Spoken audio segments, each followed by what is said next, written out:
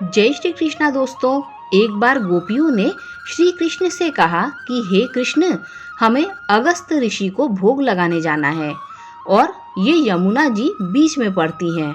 अब बताओ कैसे जाएं? भगवान श्री कृष्ण ने कहा कि जब तुम यमुना जी के पास जाओ तो कहना, हे यमुना जी, अगर श्री कृष्ण ब्रह्मचारी हैं तो हमें रास्ता दो। गोपियां हंसने लगी कि लो, ये कृष्ण भी अपने आप को ब्रह्मचारी समझते हैं। सारा दिन तो हमारे पीछे पीछे घूमता है, कभी हमारे वस्त्र चुराता है, कभी मटकियां फोड़ता है। खैर, फिर भी हम बोल देंगी। गोपियां यमुना जी के पास जाकर कहती हैं, हे यमुना जी, अगर श्री कृष्ण ब्रह्मचारी हैं तो हमें रास्ता दें। और गोपियों के कहते ही यमुना जी ने रास्ता दे दिया। गोपियां तो सन्न रह गईं कि ये क्या हुआ, कृष्ण ब्रह्मचारी? अब गोपियां अगस्त ऋषि को भोजन करवाकर वापस आने लगीं तो अगस्त ऋषि से कहा कि अब हम घर कैसे जाएं? यमुना जी बीच में है। अगस्त ऋषि ने कहा कि तुम यमुना जी को कहना कि अगर अगस्त जी निराहार हैं तो हमें रास्ता दें। गोपियां मन ही मन सोचने लगी कि अभी हम इतना सारा भोजन लाई है, सो सब गटक गए और अब अपने आप को निराहार बता रहे हैं।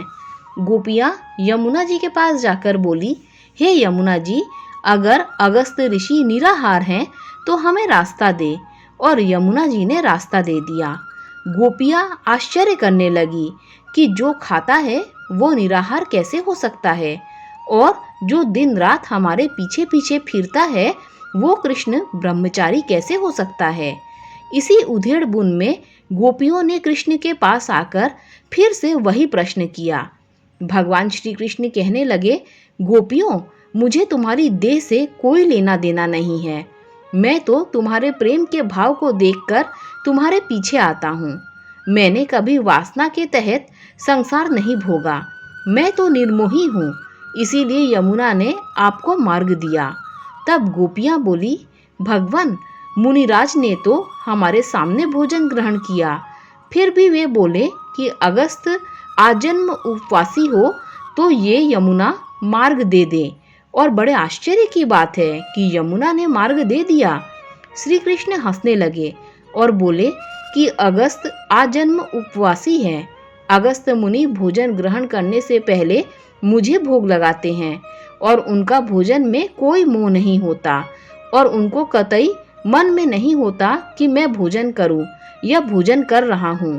वो तो अपने अंदर रह रहे मुझे भोजन करा रहे होते हैं।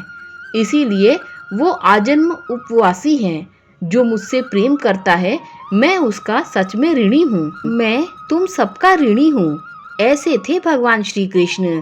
दोस्तों, अगर ये कथा अच्छी लगी हो तो लाइक, शेयर, सब्सक्राइब कीजिए। Thanks for watching this video.